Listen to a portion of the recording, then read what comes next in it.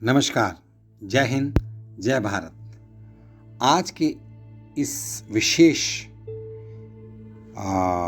अगर मैं कहूँ कि एक महत्वपूर्ण ऐतिहासिक विषय के संबंध में मैं आपको बताना चाहूँगा।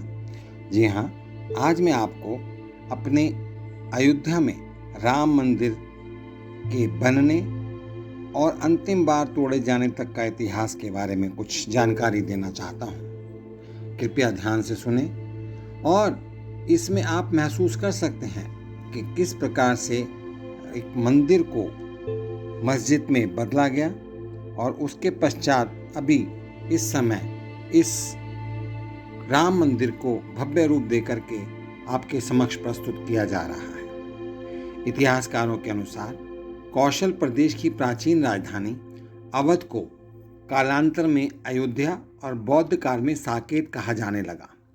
अयोध्या मूल रूप से मंदिरों का शहर था। हालांकि यहाँ आज भी हिंदू, बौद्ध एवं जैन धर्म से जुड़े मंदिरों के अवशेष देखे जा सकते हैं। जैन मत के अनुसार यहाँ आदिनाथ सहित 5 तीर्थंकरों का जन्म हुआ था। बौद्ध मत के अनुसार यहाँ भगवान बुद्ध ने कुछ माह विहार किया था।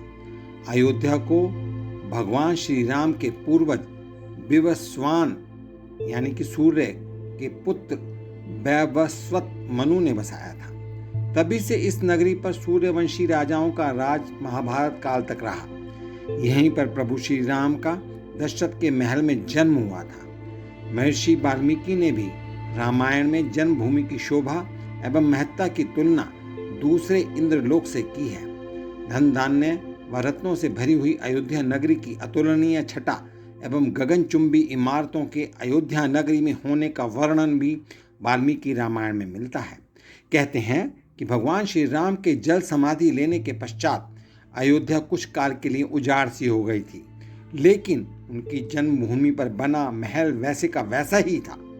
भगवान श्री राम के पुत्र कुश ने एक बार पुनः राजधानी अयोध्या का पुनर्निर्माण कराया। इस निर्माण के बाद सूर्यवंश की अगली पीढ़ी 44 पीढ़ियों तक इसका अस्तित्व आखिरी राजा महाराजा बृहद्रथ तक अपने चरम पर रहा। कौशल राज बृहद्रथ की मृत्यु महाभारत युद्ध में अभिमन्यु के हाथों हुई थी।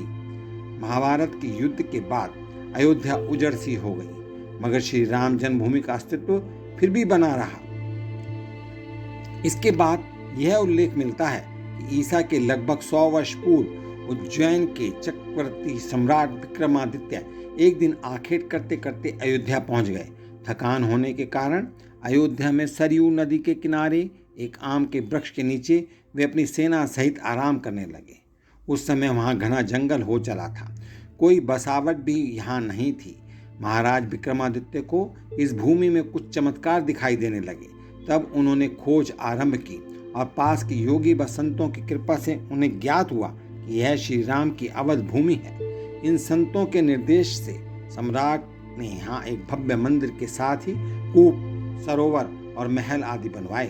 कहते हैं कि उन्होंने श्री राम जन्मभूमि पर काले रंग के कसौटी पत्थर वाले 84 स्तंभों पर विशाल मंदिर का निर्माण करवाया था। इस मंदिर की भव्यता देखते ही बनती थी। विक्रमादित्य के बाद के राजाओं ने समय समय पर इस मंदिर की देखरेख की।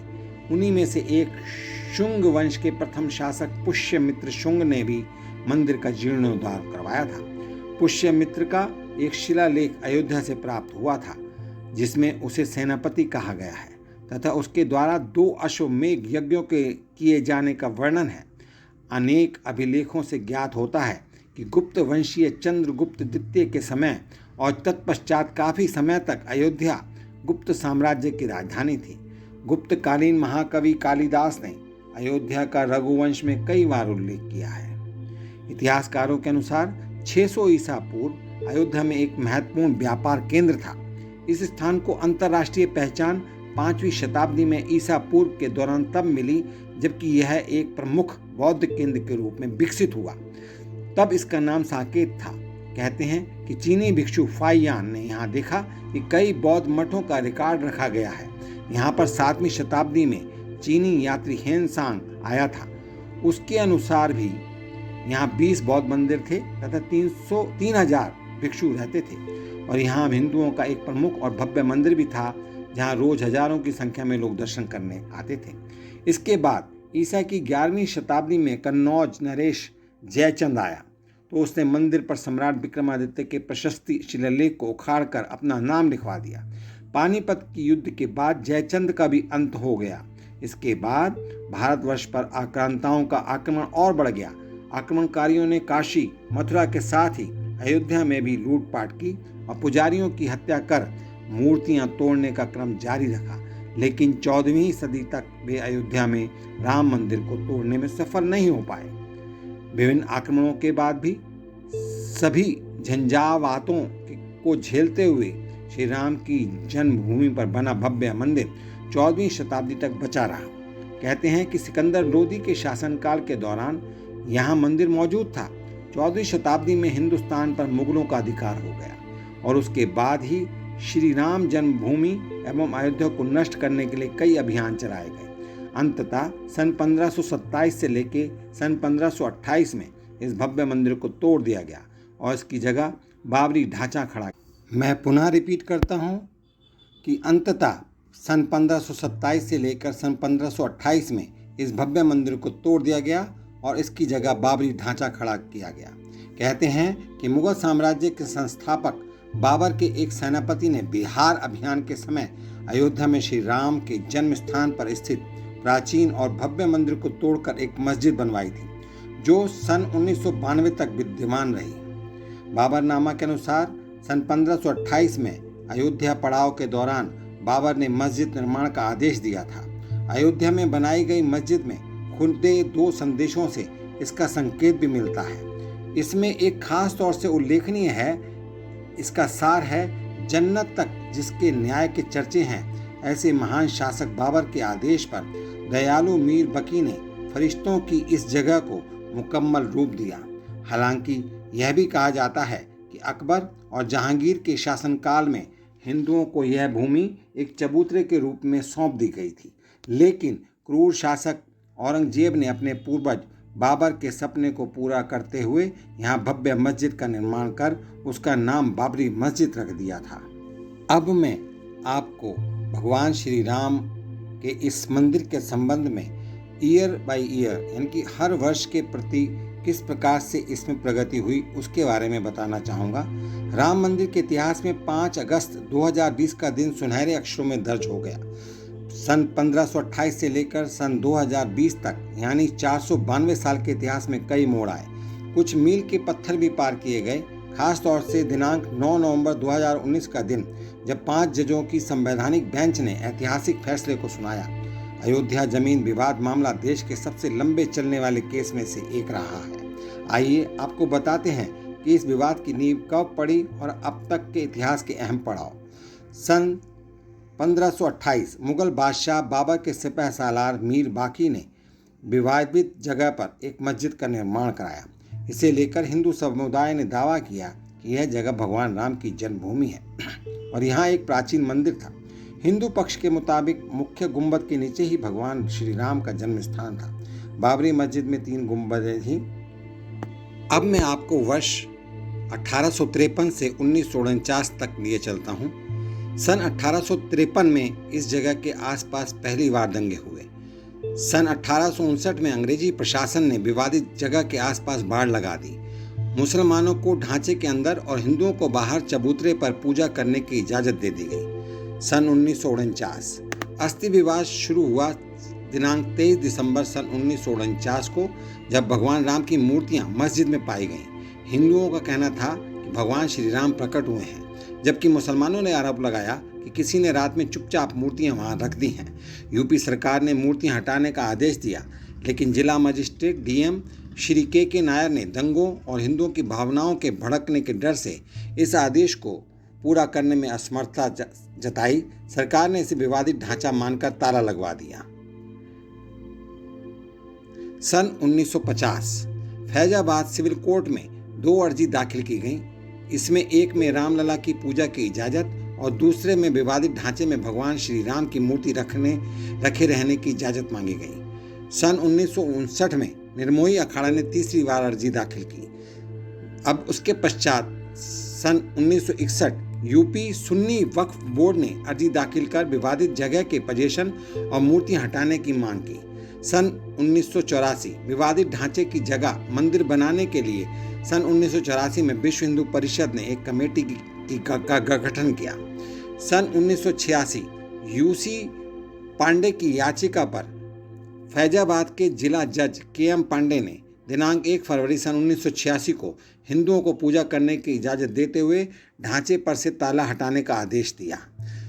दिनांक 6 दिसंबर सन 1992 विश्व हिंदू परिषद और शिवसेना समेत दूसरे हिंदू संगठनों के लाखों कार्यकर्ताओं ने विवादित ढांचे को गिरा दिया। देश भर में सांप्रदायिक दंगे भड़क गए जिनमें 2000 से ज़्यादा लोग मारे गए। सन 2002 हिंदू कार्यकर्ताओं को लेकर जा रही ट्रेन में गोधरा में आग लगा दी गई, जिसमें 58 लोगों को जिंदा जला दिया गया और 58 लोगों की मौत हो गई। इसकी वजह से गुजरात में हुए दंगों में 2000 से ज़्यादा लोग मारे गए। फिर उसके पश्चात सन 2010 में इलाहाबाद हाई कोर्ट ने अपने फैसले में विवादित स्थल को सुन्नी वक्फ बोर्ड, रामलला विराजमान और निर्मोही अखाड़ा के बीच 3 बराबर हिस्सों में बांटने का आदेश दिया। सन 2011 सुप्रीम कोर्ट ने अयोध्या विवाद पर इलाहाबाद हाई कोर्ट के फैसले पर रोक लगा दी। सन 2017 सुप्रीम कोर्ट ने आउट ऑफ कोर्ट सेटलमेंट का आह्वान किया। भारतीय जनता पार्टी के शीर्ष नेताओं पर आपराधिक साजिश के आरोप फिर से बहाल किए गए। दिनांक 8 मार्च सन 2019 में सुप्रीम कोर्ट ने मामले को मध्यस्थता के लिए भेजा। पैनल को 8 सप्ताह के अंदर कार्रवाई खत्म करने को कहा। इसके पश्चात 1 अगस्त 2019 के दिन मध्यस्थता पैनल ने रिपोर्ट प्रस्तुत की। दिनांक 2 अगस्त सन 2019 सुप्रीम कोर्ट ने कहा कि मध्यस्थता पैनल मामले का समाधान निकालने में विफल रहा है। दिनांक 6 अगस्त 2019 सुप्रीम कोर्ट में अयोध्या मामले की रोजाना सुनवाई शुरू की गई। दिनांक 16 अक्टूबर सन 2019 अयोध्या मामले की सुनवाई पूरी और सुप्रीम कोर्ट ने फैसला सुरक्षित रखा। दिनांक 2 नवंबर सन 2019 सुप्रीम कोर्ट के 5 जजों की बेंच ने राम मंदिर के पक्ष में फैसला सुनाया और 2.77 एकड़ विवादित जमीन हिंदू पक्ष को मिल गई। मस्जिद के लिए अलग से 5 एकड़ जमीन मुहैया कराने का आदेश दिया गया। दिनांक 25 मार्च 2020 तकरीबन 28 साल के बाद रामलला टेंट से निकलकर फाइबर के मंदिर में शिफ्ट हुए। दिनांक 5 अगस्त 2020 राम मंदिर की भूमि का पूजन का कार्यक्रम हुआ। प्रधानमंत्री श्री नरेंद्र मोदी, आरएसएस संघ संचालक मोहन भागवत, यूपी के मुख्यमंत्री श्री आदित्यनाथ योगी और साधु संतों समेत 175 लोगों को न्योता मिला गया।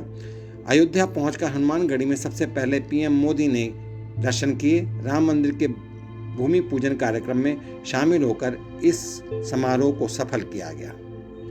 इसके पश्चात सरकार की तरफ से वहां पर श्री राम मंदिर के भव्य निर्माण के लिए श्री राम जन्मभूमि तीर्थ क्षेत्र की स्थापना की गई और उन्होंने अपना कार्य बहुत ही अच्छे ढंग से और भली प्रकार से किया। इस प्रकार श्री राम जन्मभूमि मंदिर अभी अपने चरम पर है, जिसका उद्घाटन 22 जनवरी सन 2024 के दिन रखा गया है।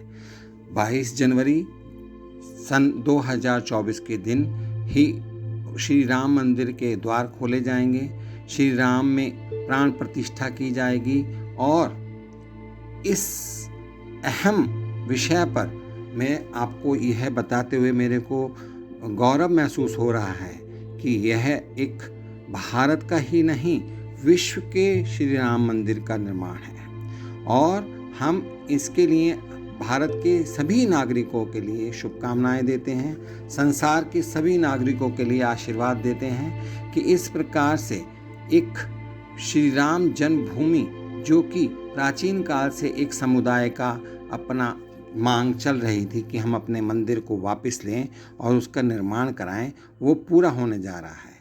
इसके लिए सभी नागरिकों को हार्दिक शुभकामनाएं। इन्हीं शब्दों के साथ मैं अपना आज का यह विशेष श्री राम जन्मभूमि विषय पर अपने संभाषण को समाप्त करता हूं।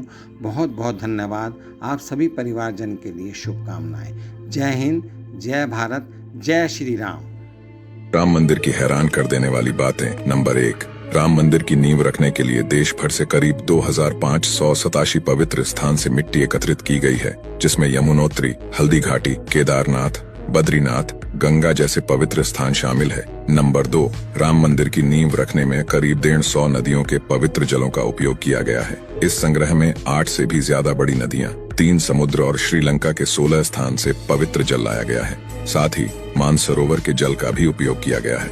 नंबर 3, इस मंदिर के नीचे करीब 2000 फीट की गहराई पर टाइम कैप्सूल को रखा गया है। इस कैप्सूल से राम जन्मभूमि अयोध्या और भगवान राम से संबंधित महत्वपूर्ण जानकारी का समावेश है। इस कैप्सूल से हजारों साल बाद भी लोग इस मंदिर के बारे में जान पाएंगे।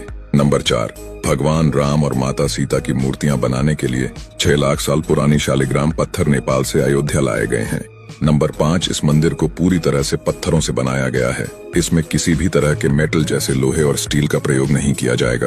दोस्तों, इस वीडियो को राम भक्तों के साथ अधिक से अधिक शेयर करें। जय श्री राम।